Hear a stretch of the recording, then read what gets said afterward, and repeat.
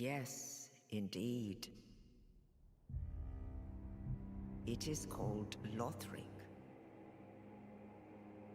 where the transitory lands of the Lords of Cinder converge. In venturing north, the pilgrims discover the truth of the old words. The fire fades, and the lords go without thrones.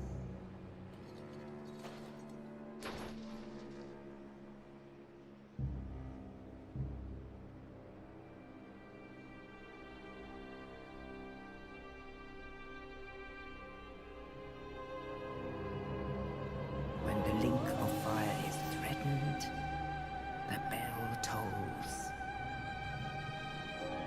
unearthing the old lords of Cinder from their graves.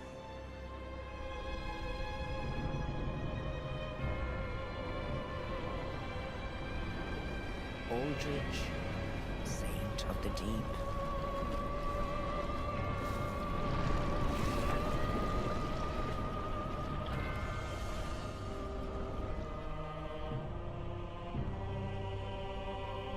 Farron's undead legion, the Abyss Watchers.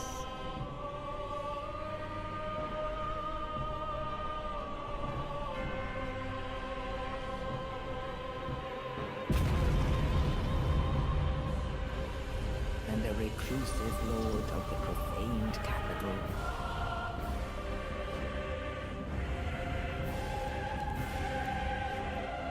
Yon the Giant.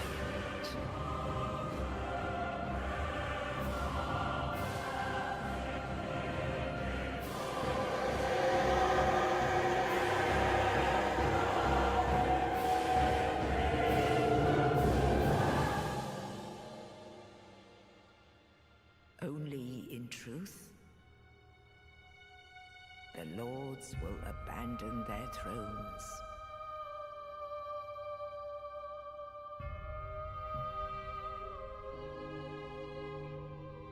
And the unkindled will rise.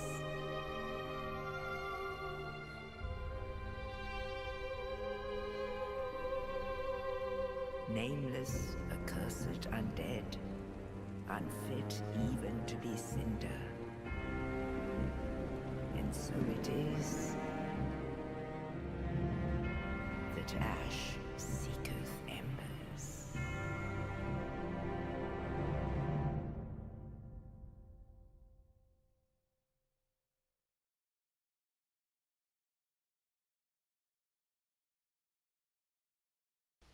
Hello, I'm Tolvo, and welcome to my LP of Dark Souls 3. Seeing as this is the first episode, we'll be creating a character.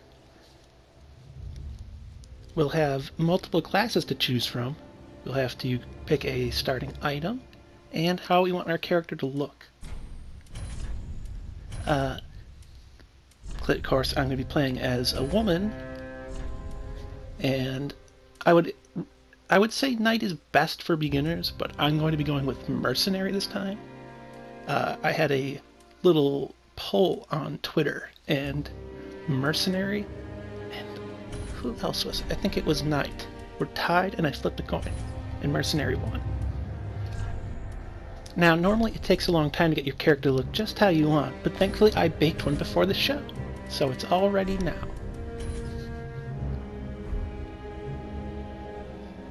This is Ashley Amber's Soul. This will be our character for the LP. You might see other characters I'm using in other playthroughs to show off certain things.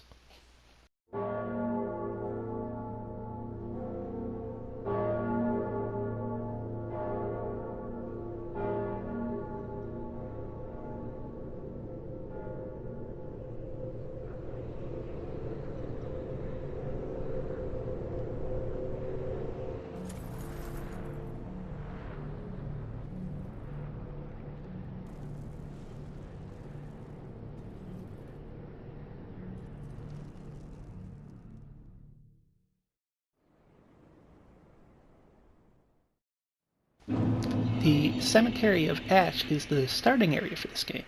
It'll be the tutorial zone, similar to things betwixt, the Undead Asylum, the starting, I don't know what to call it from Demon Souls, that little entrance to Boletaria, and then Bloodborne's Clinic. This game, of course, controls pretty much like the rest of the series. Dual wielding does not work like it did in Dark Souls 2. It's not that you can put a weapon in both hands and they'll operate as if you would put them in the right hand. Now there's different controls for left or right hand equipping an item. This is similar to Dark Souls 1 and Demon Souls.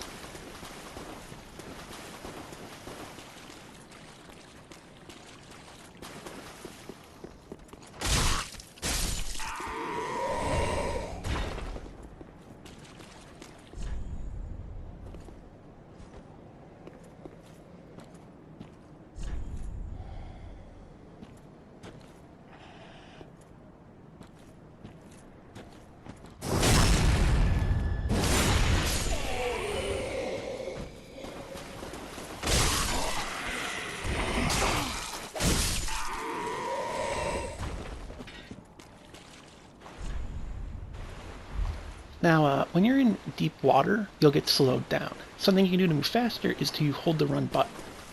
You'll move at a normal walking speed then. You can also roll. This is the crystal lizard, the big crystal lizard, sort of like the mama crystal lizard. It's essentially a lizard that's lasted so long and gathered so many souls it's become giant and can fight. For early on, this is like a mini boss. It's a kind of tough fight. If you're really struggling in it, against it, if you're just starting out the game, or even if it's, you know, just a new game you made, that's very understandable. It's tough for low levels. Here you'll see a visceral attack. In Dark Souls 3, visceral attacks are basically in. Similar to enemies you have parried and you can riposte. If you kick the shield away from an enemy, you can riposte them. Or if you do enough damage to certain enemies, like this one, it'll enter a staggered state, and you can riposte it. You can do this to quite a few bosses. When they're in that state, they'll also take more damage. So sometimes you'll want to hit them a few times, then riposte, to get the most damage possible.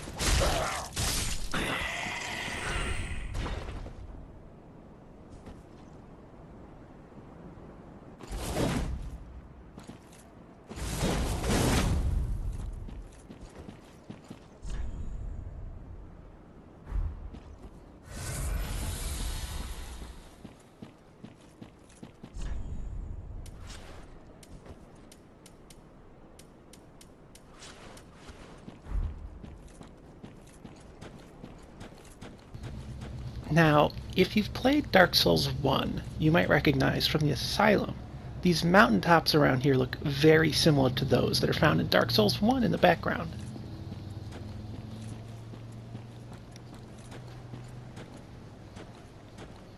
And, of course, bonfires are going to be making their return to the game. It would hardly be Dark Souls without bonfires now.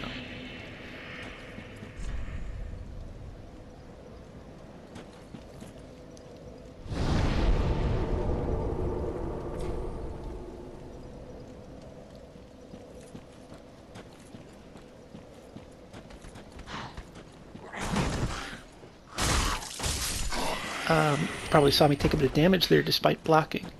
Certain shields do not have 100% physical block. You won't really find shields that would have 100% of any elemental type damage block. Physical 100% though you will find. A good deal of shields have it. Early on, though, until you get a little bit further in, you're not really going to find them. The Knight and Herald starting class both start with 100% physical block shields. So if that's something you prioritize, I'd get those. You also see me flub a little bit here. It completely skipped my mind I was using a scimitar. And with a scimitar you can't kick. What I was trying to do was kick the shield away. If you kick an enemy's shield away, you can then riposte them for critical damage.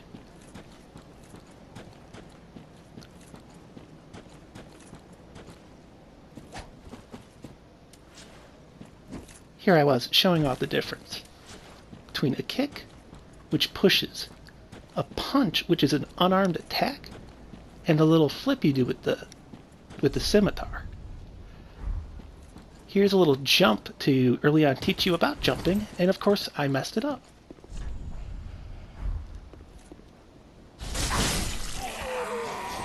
There is a slight difference in plunging attacks. Plunging attacks now, in this game, start right before you hit the ground, whereas in previous titles, they start the moment you attack in the air.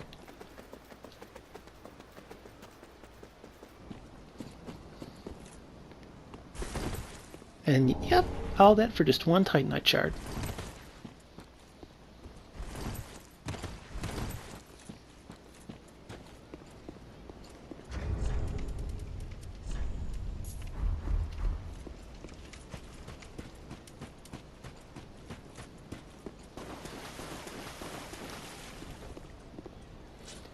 Embedded in him is a coiled sword, the type of sword that's in the bonfires. This is the first true boss of the game, Iudex Gundyr. Iudex being a sort of judge in Latin. I'm not entirely sure. Oh yeah, you can parry and riposte him.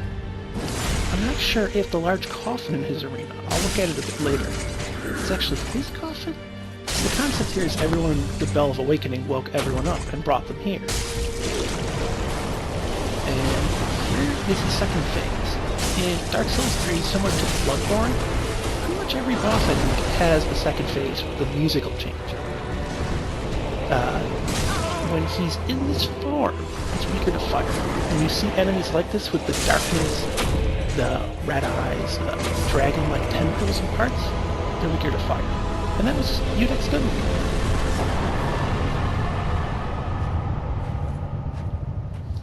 Another thing about Dark Souls 3 is a lot of the bosses drop bonfires right where you fight and kill them.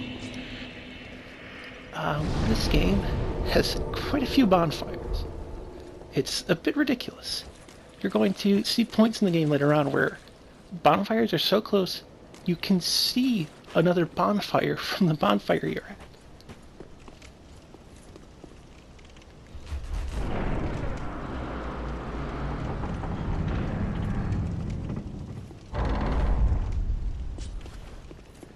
I was looking at a little bit of the patterns on the door. Now, I go up and look at the coffin. Something I wish I had looked at is the graves have writing on them. They're in a language I don't recognize. I don't believe it's Latin or any real Earth language, human language.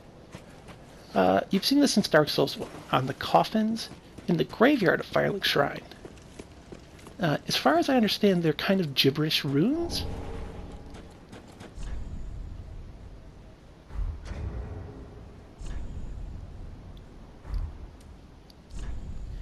Here I was just going through the menus, showing you the sorts of things that you can see in the menus. There's the character, messages, which I'll show off later on. That's for online. You can't use any of those right now. In the tutorial area, there's no online. You can't co-op, you can't invade, you can't even leave messages.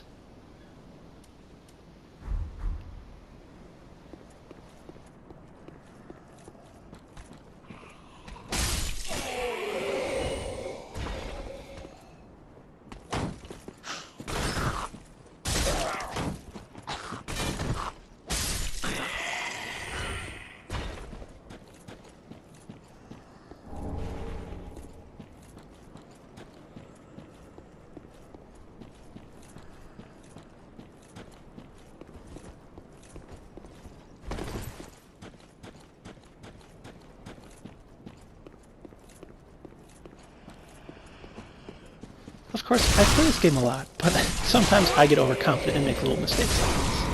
It wasn't anything seriously dangerous, but against tougher enemies, I could have actually died there. You're going to see me go around this area. I'll be showing off a few items, a little nooks and crannies to get things. Usually the items are just souls. And this dog beats me up. I feel so goofy. I really screwed this one. I screwed the pooch.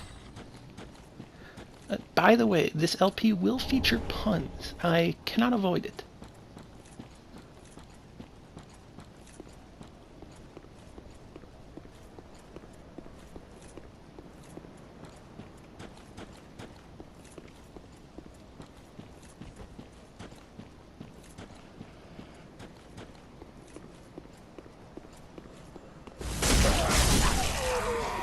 Right there, that move I did, that is a weapon art.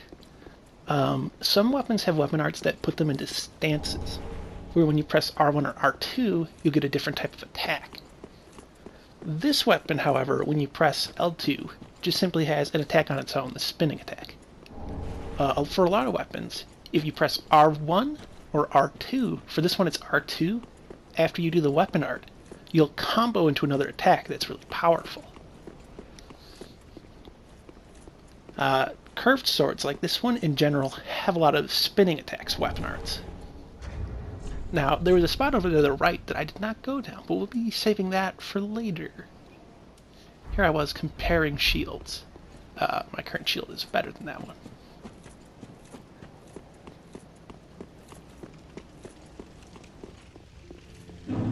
And welcome to this game's Firelink Shrine. And here is the Firekeeper. What more can I say? It's a Dark Souls game. Do you get it yet? Tend to the flame, and tend to thee. I'll be talking to the NPCs around Firelink Shrine, and you can listen to them or skip ahead if you want. To this end I am at thy side. Ashen One, to be unkindled is to be a vessel for souls. Sovereignless souls will become thy strength. I will show thee how. Ashen One, bring me souls plucked from their vessels. Ashen One, to be I'm Ashen One. Very well, then touch the darkness within me. Take nourishment from these sovereignless souls.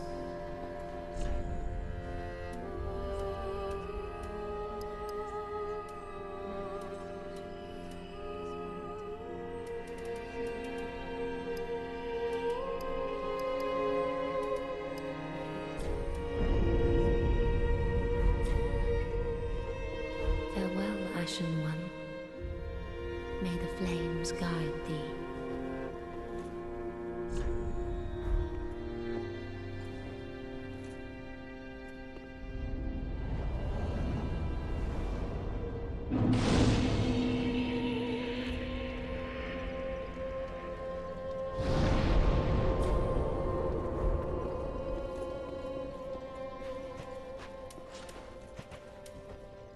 Ah, another one roused from the sleep of death.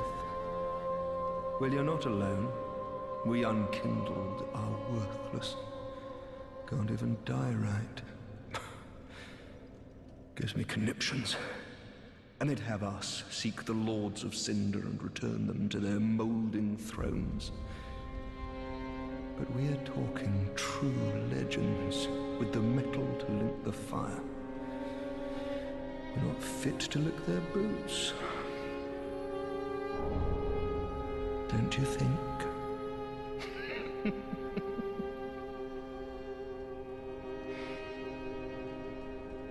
What a sick joke. Asking us to seek the Lord. We're talking...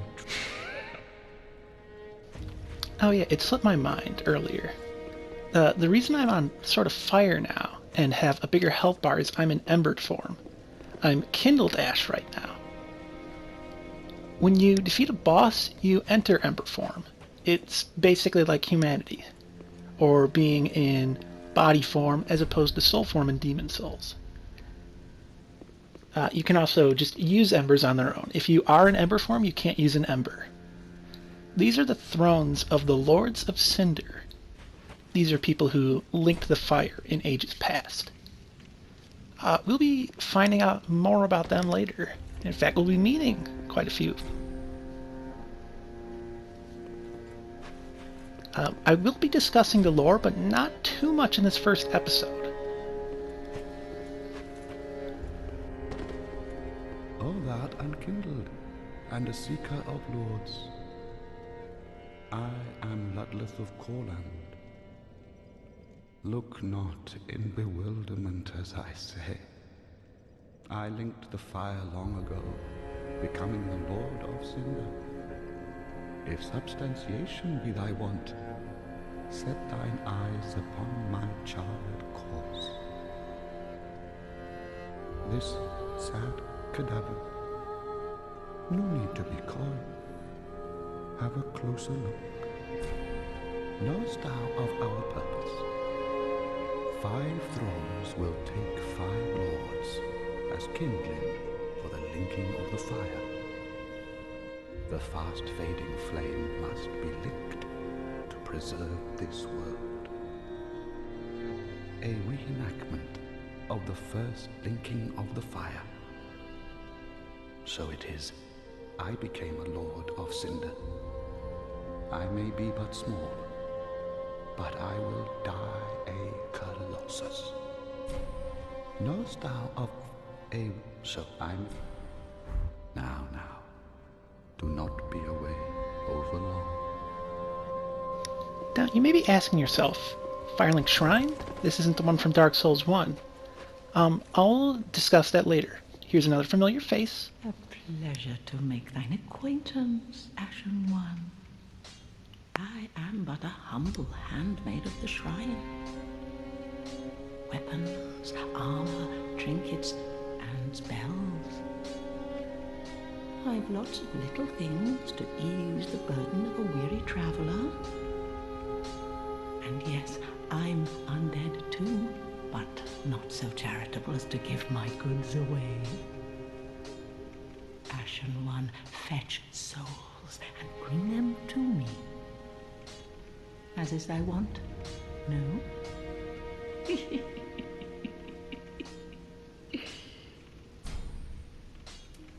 Ashen One, if my wares are not to thy satisfaction, bring me umbral ash. With ash, I'll fashion new wares. Is it not our sorry fate to sup on death?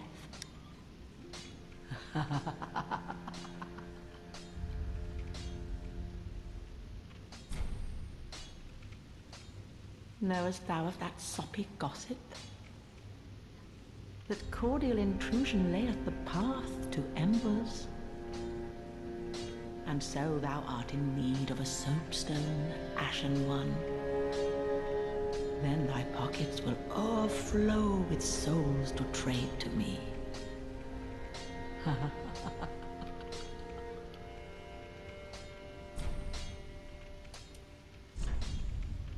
What she was talking about, and what we're going to be seeing here, is the White Sign Soapstone that's used for multiplayer. That's been in every Dark Souls game. Ashen One, is it not? This Shrine Maiden, of course, is very similar to the ones from Dark Souls 2 from the beginning of the game. More souls.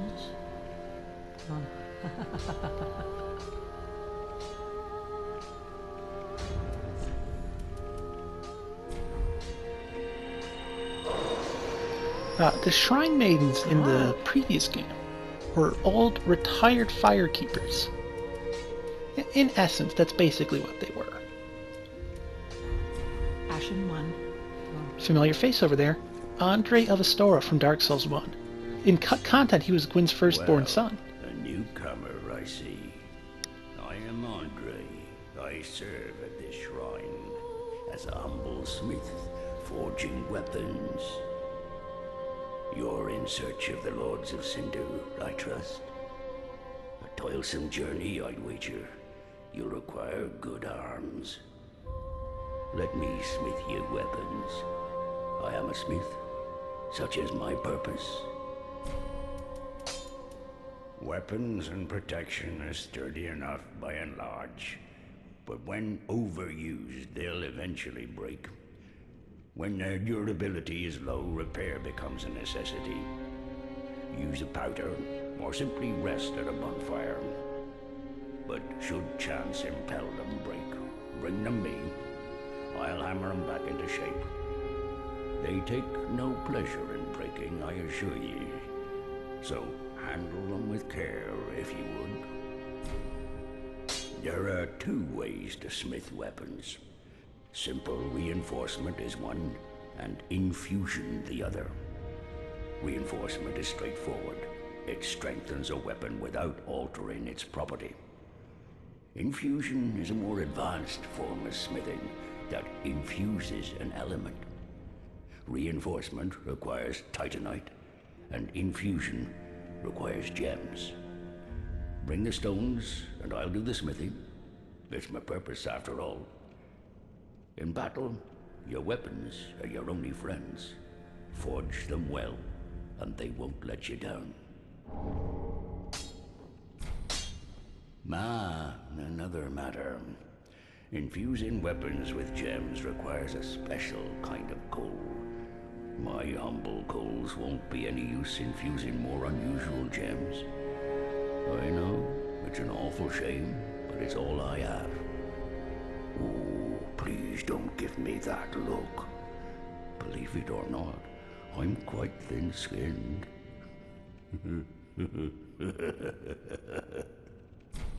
Oh, by the by, if you find any Estus shards, bring them here. They can be used to reinforce either of your Estus flasks. Without those flasks, you'd want for life or focus. And they'll always stay with you. Why not treat them well? Huh?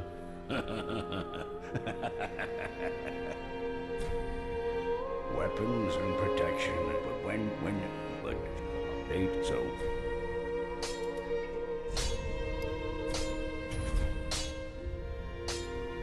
Pretty be careful. I don't want to see my work squandered.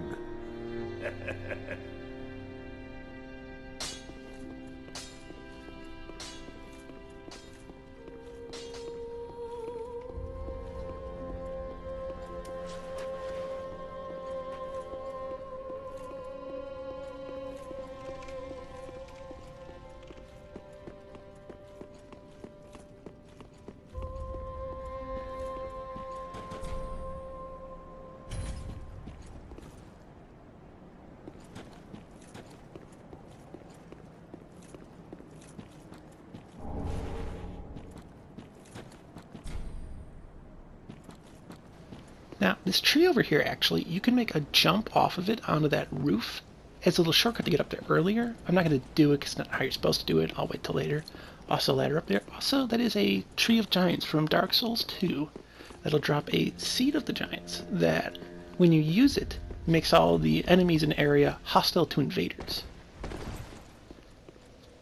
A little bit of a cut there, because now we're going to be going to the right this time. You may have been wondering what was up that path before that I didn't go through. That is, of course, a tough enemy.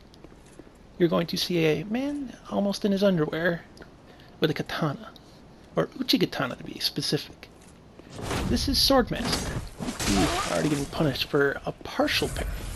Partial parries don't stagger you, they still take up stamina and block a portion of the damage. Now, the easiest way to fight Swordmaster, I like to parry him a lot. You can also just knock him off a cliff. Works perfect. The items are gone, but if you quit and reload, or warp to the area, or rest at the bonfire, the items will be back where the NPC spawns. This has been in since Dark Souls 1. This is a little classic trick. Earlier I leveled up strength and vigor and endurance. Now, the strength was actually so I could wield this katana, this uchi-katana. I'm not sure how long I'll be using it, but it's a pretty good early on weapon. Killing that guy too unlocks a few things early. Here I was showing off the different attacks. that one where you swing upwards is actually a parry. So this is a weapon that's weapon art lets you do a swing or a parry. I'm pretty sure that's mostly for PvP, so you can have a little bit of a mental battle with an opponent as they try to figure out what you're going to do. But that's the first episode. I hope you enjoy the LP. I'll be seeing you next time. Bye.